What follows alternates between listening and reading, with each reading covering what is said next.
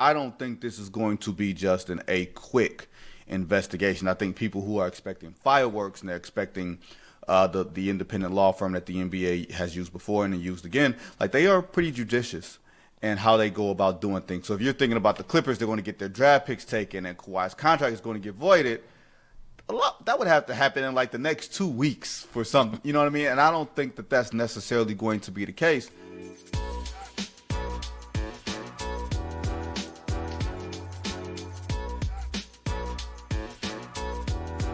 And I want to get your assessment of this Kawhi Leonard aspiration situation. I was just watching your latest podcast episode. And for myself, covering the league and just as a fan and along with my other co-hosts, we're trying to wrap our heads around this situation in terms of how will this affect the common fan, right, going into the NBA season. So for the fan that kind of sees the headlines, they don't really understand what is happening or how this is going to affect their fandom of the Clippers. Can you kind of break this down in terms of kind of likely consequences of this Kawhi Leonard aspiration Clippers scandal? Well, I think it's I think it's twofold. Like you said, how does it affect the common fan? I don't know how it affects the common fan from the standpoint of if you're a Clippers fan, you're probably still going to be a Clippers fan. And if you're a Kawhi Leonard fan, I don't know how many people are just solely Kawhi Leonard fans. But if you are, I don't think this goes totally against with the mythology of Kawhi Leonard and Uncle Dennis. Like if you rock with Kawhi, you're going to rock with him. And you've been rocking with him despite the fact that he's played less than half of the games since he's joined the Clippers. I don't think this is necessarily going to dim that. Might you look at things in a different light in terms of how the sausage is made? You know what I mean? Like, will you look at it and say, oh man, things aren't as pure as I thought they would be? But I'm not sure how many of us thought that any of this is quote unquote pure. I think that's on one standpoint, right? We're going to find out as this investigation goes on. I don't think this is going to be just a quick investigation. I think people who are expecting fireworks and they're expecting the independent law firm that the NBA has used before and used again, like they are pretty judicious in how they go about doing things. So if you're thinking about the Clippers, they're going to get their draft picks taken and Kawhi's contract is going to get voided.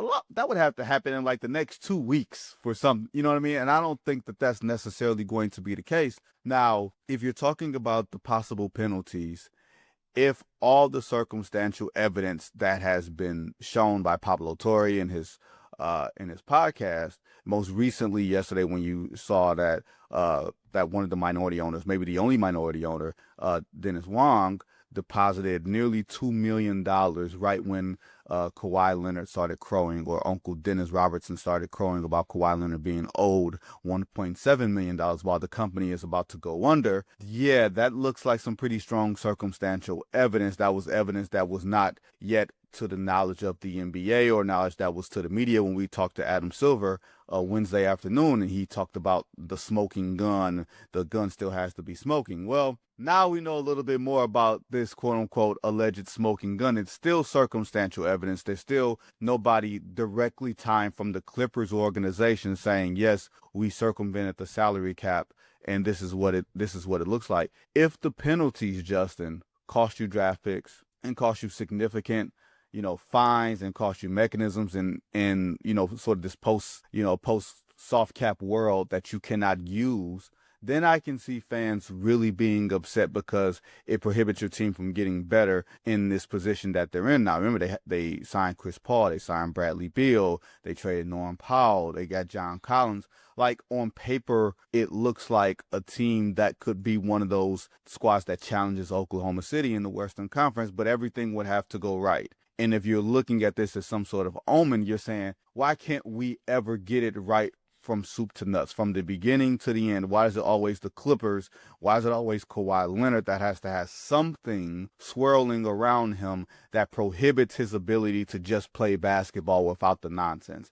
That's where I think fans can rightfully start to question where this organization is going from here. But from the standpoint of a team doing everything that it has to do to obtain a player, to keep a player happy, I think most people would say it's a victimless crime if it is a quote unquote crime. Do you see other investigations other teams happening because of this, or do you think this will be an isolated just investigation with the Clippers? No matter if you have other journalists poking around at other teams, or if you see the NBA investigating other organizations as well, is there going to be other consequences outside of just the Los Angeles Clippers, you think? I don't think the NBA goes around looking for trouble, right? I think maybe if they're one living in a world of naivete and they're like, you know what, maybe if someone signed a quote unquote below market deal or something like that, like maybe, but until the NBA and this league office decides to have like some sort of clearinghouse where we're just going to have every single sponsorship contract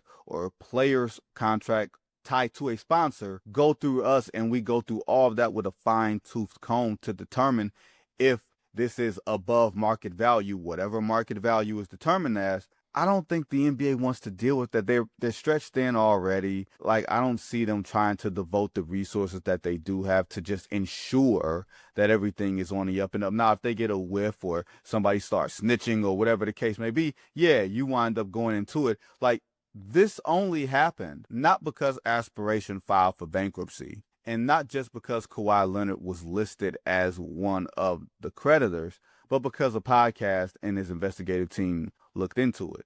Adam Silver said, I'd never even heard of Aspiration, which is fascinating considering the fact that they were a $300 million sponsor to the Clippers. It's not like your local grocery store, sort of thing. That's probably one of the single biggest sponsors of a team and of a member franchise. And the commissioner says he didn't know about it. So that lets you know how closely he did or did not pay attention to such things. So I don't think the league is going to go and saying, oh, you signed for the mid-level exception when you could have gotten more. Let's go see what else is going on with you. I don't think they want to deal with that. But if something is brought to their attention, they're clearly going to have to investigate it like they're doing the Clippers right now. So I want to ask you about Kawhi Leonard. He seems like a puzzle to me sometimes, just in terms of reflecting on his legacy. I mean, it's obvious when he gets on the court. At times he could be one of the top players in the league. I don't think that's breaking news, but yet all these different things keep happening. And I'm just wondering, to your own assessment of his legacy when it's all said and done, what do you think you're going to make of just how he impacted the league overall? I know that must be an overreaching question, but I'm just wondering, just with everything happening and just this lack of play on the floor, and when he gets on there, it's totally different than how the public and the fans perceive him as when he's actually, producing. It's just, I don't know, it's very perplexing to me as a fan, and just watching his run, with the Raptors and what's had unfolded after that and before. What do you kind of make of when it's all said and done, how he's going to be remembered? Because I think it's truly unfortunate, just because of what his talent, what his potential could have been in terms of just leaving a legacy, just with not only just his teams, but in the NBA overall. I think it doesn't matter to Kawhi Leonard. Like, I think Correct. we all have this, or we have an obsession with legacy and legacy talk, which I hate.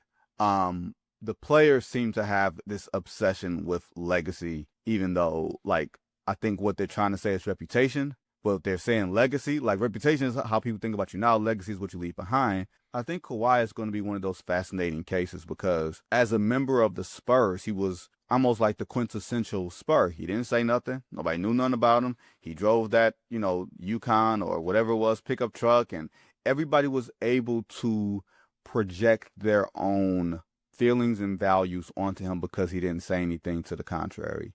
And he fit into that Tim Duncan, Greg Popovich system. I remember when Pop said, when Tim Duncan leaves, this is going to be all Kawhi Leonard's. And I'm like, that dude? Like, I didn't see it. Like, I did, even after you won Finals MVP, you started to get a glimpse of it, but you didn't really see franchise guy, top 5 player in the league, one of the defining two-way players of this generation. Like, I think he is a great player development story. When you consider the fact that when he was drafted, his shooting form was very, very different than what it was, after he got, once he became a full-grown ball player. And I think it's almost incomplete in a way. I think you kind of alluded to it, is that we never got to see him at full bloom for an extended period of time. Like, we got to see it that those 2 seasons with the Spurs. I think in 2016 he was all NBA first team over Kevin Durant. You know what I mean? Like, that's it's not many players when Kevin Durant has been in his prime that can say, I made all NBA first team over him. And when he won those Defensive Player of the Year awards, playing a position, that swing position, that is the glamour position, but it's also not the shot blocking position, it just showed the impact that he held in the game. And it was just unfortunate that all this other stuff from the one injury in 2017 in the Western Conference Finals, where it looked like he could single-handedly take down the Golden State Warriors of Kevin Durant and Stephen Curry. We just never saw that player again. Every version of him since has been chopped down because of the injuries. He's still been effective. I think to some degree that's what's been undertold is he is a story of resilience. We just don't look at it that way. When you have debilitating injuries, some guys never come back, let alone come back and be in the form that he was in Toronto when he dragged that team on one leg to an NBA title and then wound up going to the Clippers and then suffering an ACL in 2021 and then coming back again. It's very difficult to come back from one devastating injury, let alone multiple devastating injuries, let alone maybe having sort of like the debilitating knee that he has. And I think that part, unfortunately for us, is sad because we won't be able to tell that story because of so much of the other stuff that's around, whether it's Uncle Dennis or whether I don't feel like playing or whatever it is. Because when you see him play, Justin, you're like, oh my God, he's one of the 5 best players in the league. Or he's one of the best two-way players we've ever seen in the history of basketball because there's so much of this other stuff around. So while he will have a full career, while he will have a Hall of Fame career, which I would love to see that speech, we're going to feel like we should have seen a lot more. And it's going to be a lot more questions than answers, even though the answers that we've seen have been very, very full and plentiful. Yeah, totally agree. And hopefully it can turn around. We had a injury expert recently. We talk about how athletes are now prolonging their careers. Maybe there could be brighter days ahead where we could see a prolonged, action on the court for Kawhi. You never know. So I'm hopeful for that. I'm trying to be optimistic, but we'll see. I want to shift gears to Commissioner Adam Silver, and he correct me if I'm wrong. His comments regarding just the cost of streaming, was that at the Board of Governors meeting as well? Yes. Okay. Yes. So I want to ask you about that in terms of his response to just the new media landscape and how a lot of the games are on all these streaming services. And he responded in terms of just watching highlights, those are free. And it was just a peculiar answer because Adam Silver, I've always respected him, and he seems like a very sharp person. And I think it's vastly incorrect that games are going to be on NBC. That is free over the air. So I'm just very curious why he responded in that fashion. And then also, just to a longer question, we can kind of get into this. Adam Silver is very on the forefront of technology. He's talked about streaming for years, gambling, other forms of technology. Do you think he's lost his way in some parts with the common fan just based on that response? It just made me very nervous that he's focused on just the future and not really connecting to this common fan that, just wants to watch the game on a Saturday morning and may not have the money to buy all these streaming services. I'm just wondering if he's lost his way a little bit. Well, I'll address the first part, and then we can get into the broader question because it's very fascinating that question has even been asked. But initially when he was asked, he did bring up NBC and the fact that I think like 75 more games will be broadcast, over the air or, in some form with NBC, which has not happened, I think, since 2001-2, the last year of the NBA on NBC. And he wanted to get the NBA back to network TV. And he should be credited for that, for getting NBC back in the fold, not just for the nostalgia, but for the practicality of it. And when you hear that it's a highlights league, I was in the room, it made me cringe a bit, and it made a lot of other people cringe a bit. I didn't think there was anything inherently wrong with what he said. It would just miss the mark. Like, it was incomplete, and I think it missed the mark a little bit. What happens, of course, when these clips are chopped and screwed, we tend to zero in on those things. Sure. I think he should have hammered in on the fact that we're going back to network TV. We're going back to NBC. Yes, it's a Peacock element attached to it, but we're going back to network TV, and we're going back to network TV during the week and not just on the weekend. We're trying to become part of the primetime consciousness of the American fan. Like, that's the deal that he struck. He just did not land the plane in terms of the rhetoric in the way that he did. And I'm sure that, the Amazon people and the NBC people, they probably didn't like hearing that. And I do think that to some degree, while you do have to, Justin, meet fans where they are, and everybody, the NFL has red zone and people are complaining about, 30 seconds commercials on red zone, but it feeds into the immediacy that the fans feel like they deserve to have. Like they can't just sit and watch with a game, that they have to be entertained at all times or else you're going to lose their attention. I think what Adam misses is that not just the common fan that can't necessarily afford to go to a game anymore. Those prices are getting exorbitant, if they haven't already been exorbitant in the post-COVID era, as if all entertainment, like go to a concert, go to a play, go to a show, like all the prices are going like crazy, crazy high, that a lot of people are getting priced out. And I think that is a huge concern. And while also chasing the dollar and wanting to maximize, all of these things, you're chasing the dollar because you have a new breed of NBA owner that David Stern did not have to,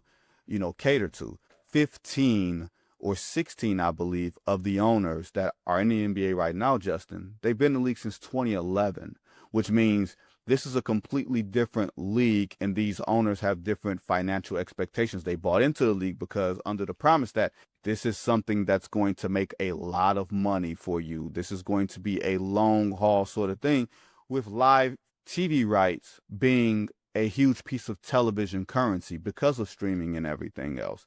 But I think he missed the mark when talking to the fan as if the highlights will suffice. The beautiful game is what you want to sell, not just, the and one mixtape culture like that fans seem to have latched onto. Like, there's a lot of work that's put into this. I think, like with Major League Baseball, there's this element of, oh yeah, it's a long game, even though they've done things to sort of speed the game, but there's like an inherent sort of patience that goes into that. And with football, there's the violence, there's the inherent, anything can happen. Somebody could get knocked out in front of you if you don't pay attention, and the fact that it's one game a week. With Adam, he has to toe the line, right? Because there's so many games, and because you're chasing the NFL and everything that the NFL has, the behemoth that the NFL is, you're chasing that sometimes you may feel like you're going to sacrifice a generation, or maybe not a generation of fans, but you're going to sacrifice a few fans because you're chasing this.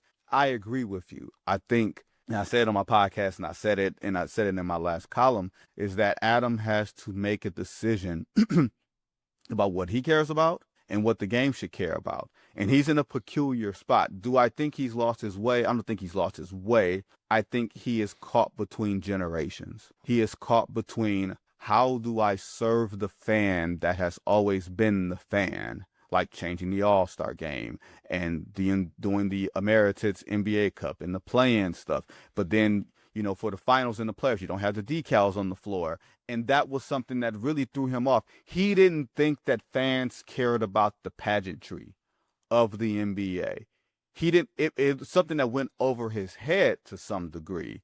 And I think you can lose the details without losing your way. Something can get past you without, quote unquote, losing your way. I think he has to toe the line between serving the people that he works for, the owners who he's promised money to his actual stakeholders, the people who have real investment and real skin in the game. And that's the fans. And you don't want to lose a generation of fans. You don't want to lose, to me, you don't want to lose the fans of today. With all remember how you have all the jerseys now, and you're changing jerseys every year, or you're cashing in on nostalgia. While cashing in on nostalgia, that means you're not building any. You know what I mean? So you wind up, what's the jersey that 10 or 15 years from now is going to evoke something amongst the fans? And that takes me back to the old days, because sooner or later we're going to be 2025 is going to be the old days.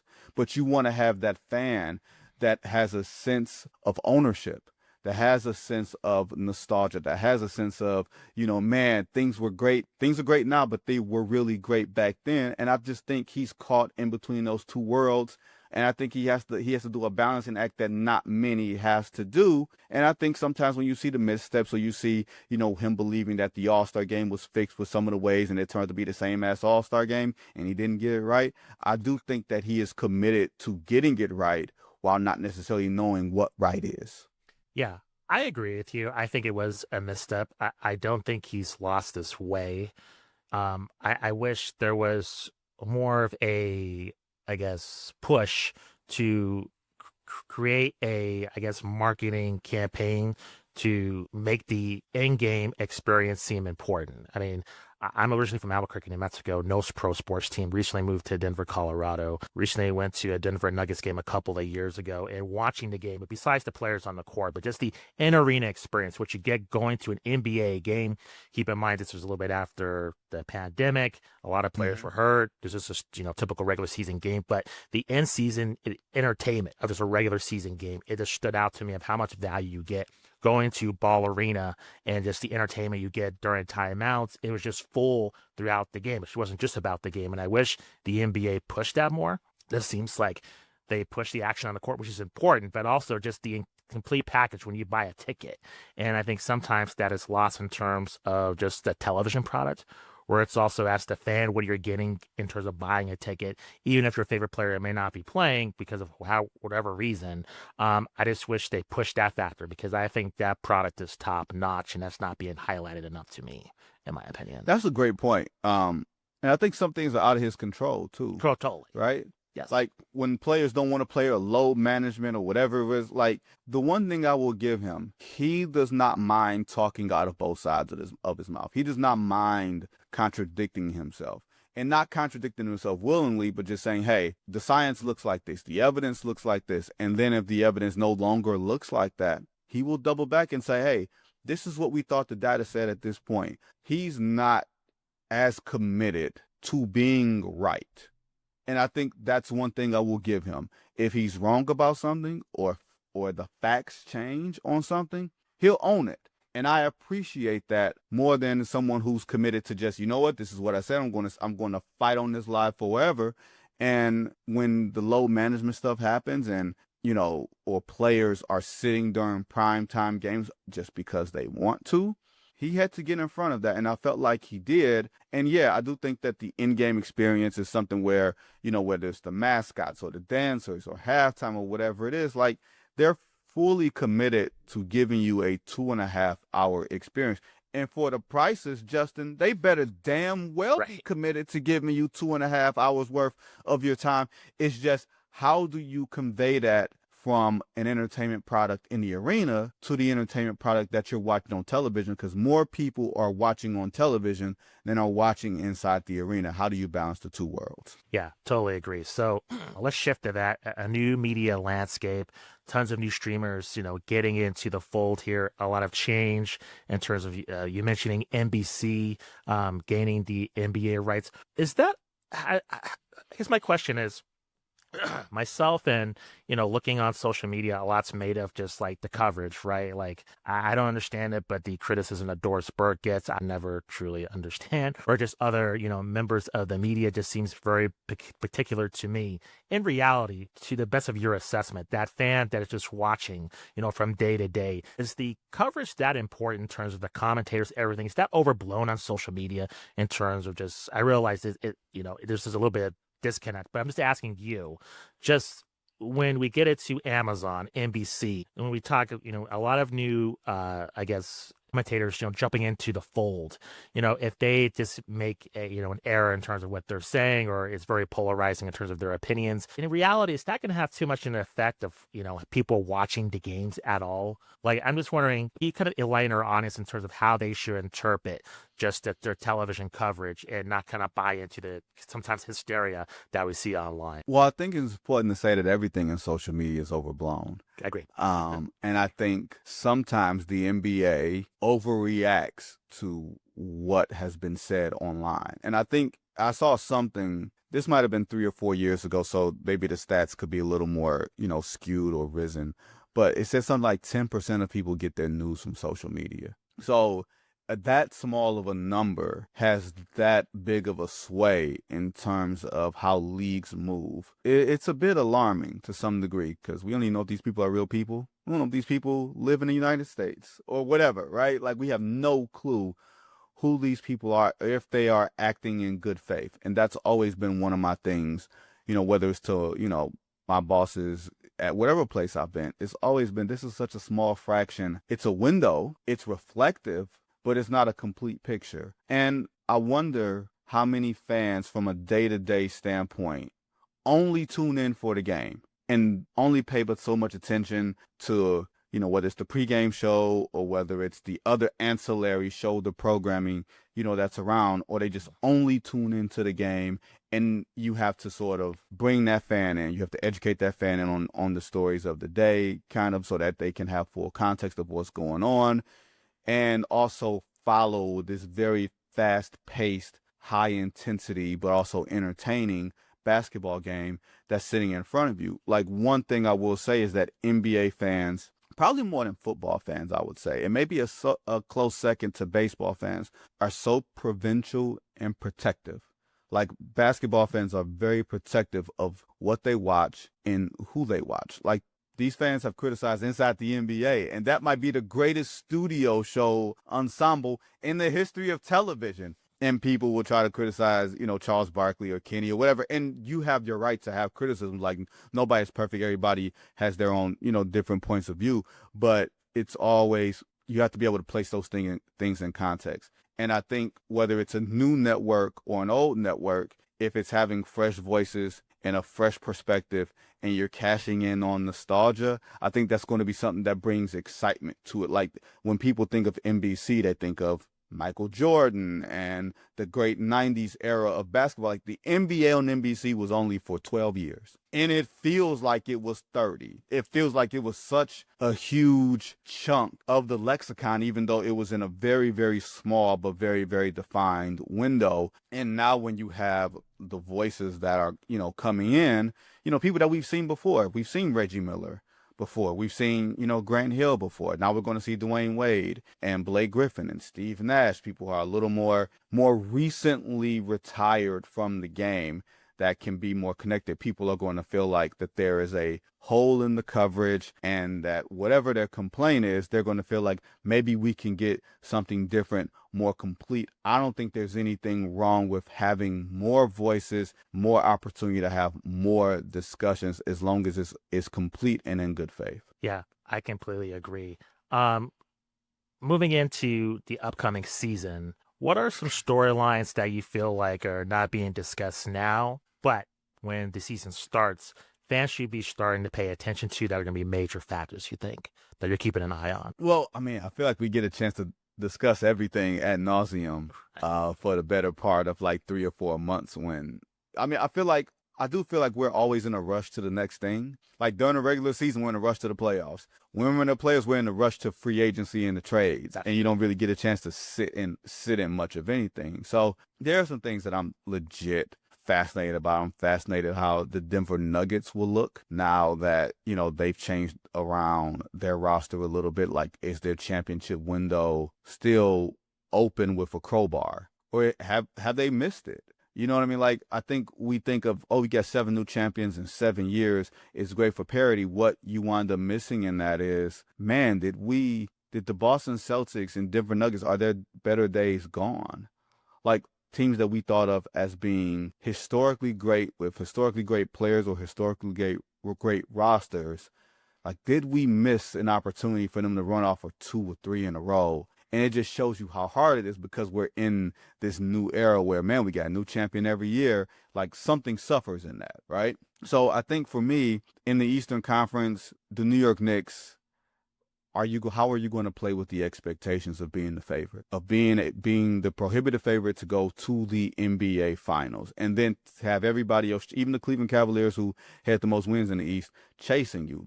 Like, do people believe in them? And then there's, your Orlando Magics, your Detroit Pistons, the teams that you're like, man, can you come crash the party again? Can you take the next step? Like, I think more than the intrigue of the West, and I've always said this just because of the simple fact of, we are an East Coast country. True. I hate to say it like that. We are an East Coast country. Yeah. Can you have franchises in the Eastern time zone really become brands, and really become, not brands in the way of like marketing themselves, but brands in the way of having an identity and connecting and being able to connect through winning? And there's an opportunity there, with Indiana being down, with Milwaukee being down, with Boston being down. Somebody's got to win these games. Someone's going to be able to step forward. So to me, it's who's going to emerge from the muck of the East after you see New York and Cleveland sort of take on the lead, and where do we go from there? And I think in the West, everybody's going to be focused on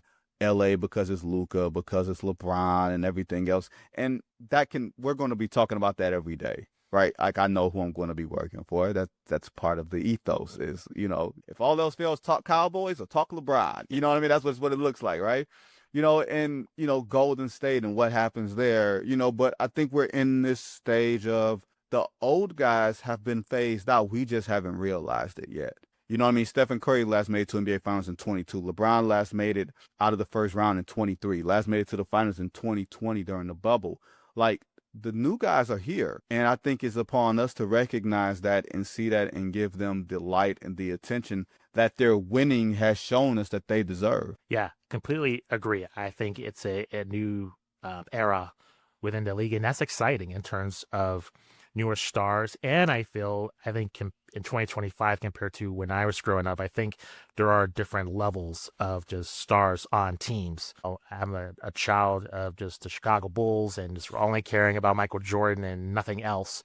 And it's nice in this league now, especially you mentioned we were talking about new technologies, NBA 2K, learning about the history of the league. And now you have just different, your common fan can learn about these different rosters in 2025 that may not be super compelling, but hey, you accidentally play as the Detroit Pistons and then you watch them in real life. There's Kay Cunningham. He's awesome, even though maybe the Pistons might be struggling or whatever. So I think it's great to have just different levels to the league compared to before, where that competitiveness may be more focused star driven. I think kind of now everybody talks about the league being driven by only a few stars within the league, where I think that's inaccurate. I think the league is full of stars and it's filled in through different eras within the last 20 years or so. Now that's what makes the NBA, I think, so exciting. I think the NBA has to do a better job of identifying who the stars are, and the players have to participate in the marketing of themselves. Like, that's one thing I feel like that has gotten lost, whether it's social media, money, the exorbitant contracts. I'm not saying this as like a pocket watch. I'm just saying maybe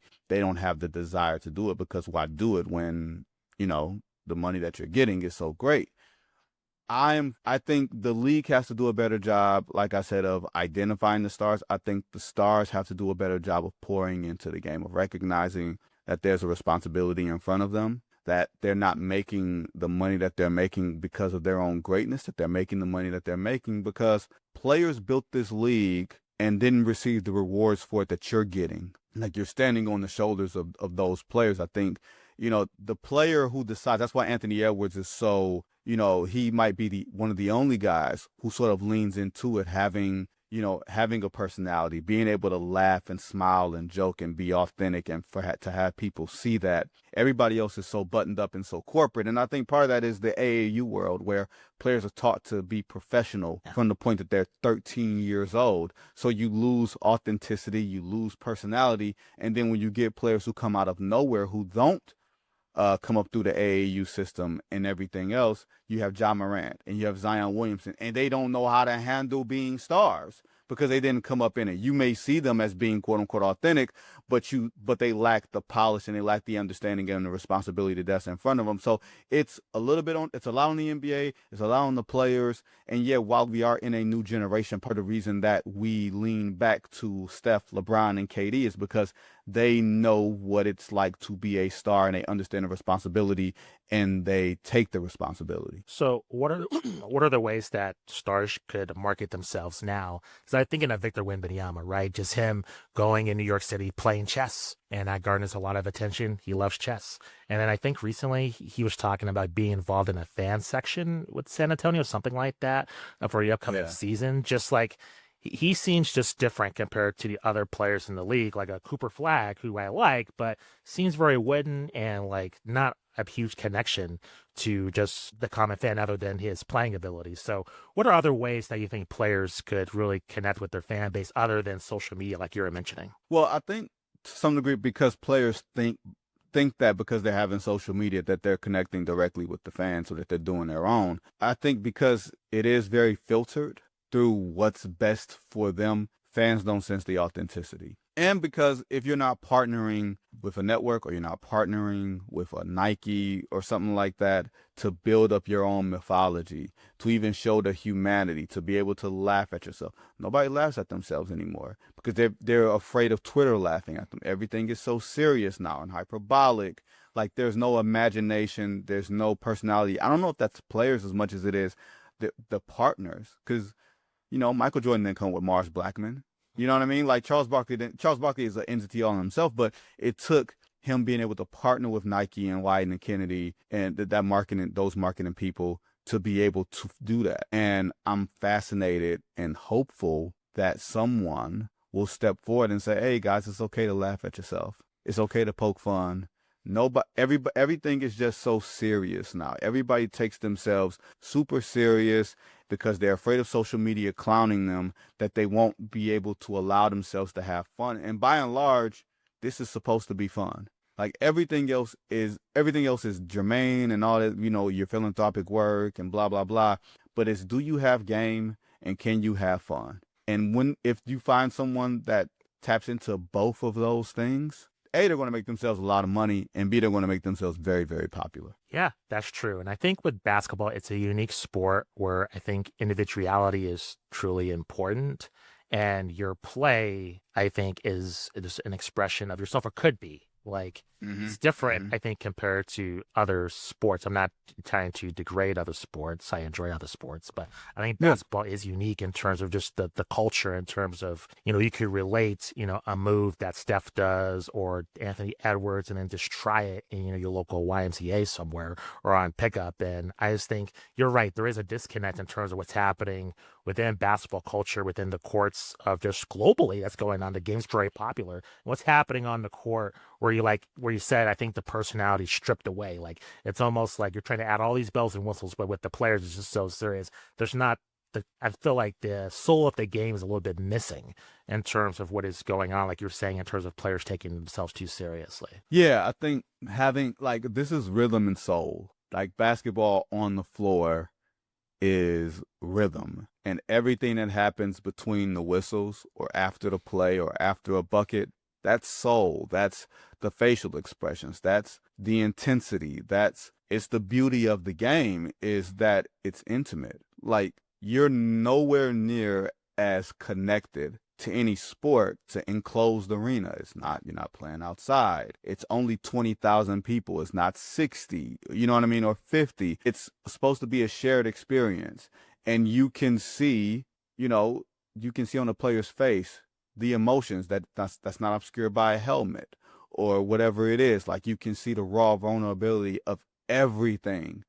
That should be sold and told. That should be packaged. This is what's unique to this game. This is what's unique to our game compared to anything else. And maybe that's where, to some degree, I won't say the NBA has lost its way, but players are so afraid to be vulnerable, or they're told that they shouldn't be vulnerable. Yeah. And you're talking to the refs, so you can't talk to the refs. You can't trash talk. You can't, all the things that strip away sort of the emotion of the game and the soul of the game. Like if you go back to rhythm on the floor and soul after the whistle, you will find all the beauty in basketball. Yeah. Totally agree. I think you're seeing that a lot on social media, the rise of, basketball content not related to the NBA. I think that's where you kind of see that. So it kind of goes too far, but I think that's where you're seeing a lot of the soul of the game is, social media has a lot of bad, aspects to it. Totally agree. But also I think the game of basketball has capitalized on that in terms of the rise of this dunk culture, not related to just the slam dunk contest or just pickup games. Like I just see that kind of that soul being reflected online. I wish both worlds would just kind of come together. I think that would be better for the game overall. No, both worlds are at war with each other. Yes. Real hoopers versus the numbers crowd or whatever, you know what I mean? Get a bucket versus, it's all dumb. It's elementary. It's the GOAT conversation. It's all that dumb stuff, that's just the culture that we're in, man. Yeah, totally agree. Thank you very much for joining me. Truly appreciate it. Can you let our audience know where you're available on social media, where they can catch your work, any upcoming projects, and then what you're looking forward to next season as well? Truly appreciate the time. Hey, no problem. I am at Vince Goodwill on Twitter and Instagram, I believe. So I believe that. And I will be starting with ESPN on the 24th. Not sure what's going to happen after that, but because media day is coming and everything else. So I'm just looking forward to the season as an observer and as a fan of basketball, like everybody else. I think this is going to be a pretty exciting season, and you'll probably see me somewhere doing some work somewhere, but I got another week or so at Yahoo Sports, so you can still catch my work and my podcast there. Awesome. Congratulations on your new gig with ESPN. Appreciate all your work you do in the league, and best of luck for this upcoming season. Truly appreciate it. Thank you. I appreciate you, my man.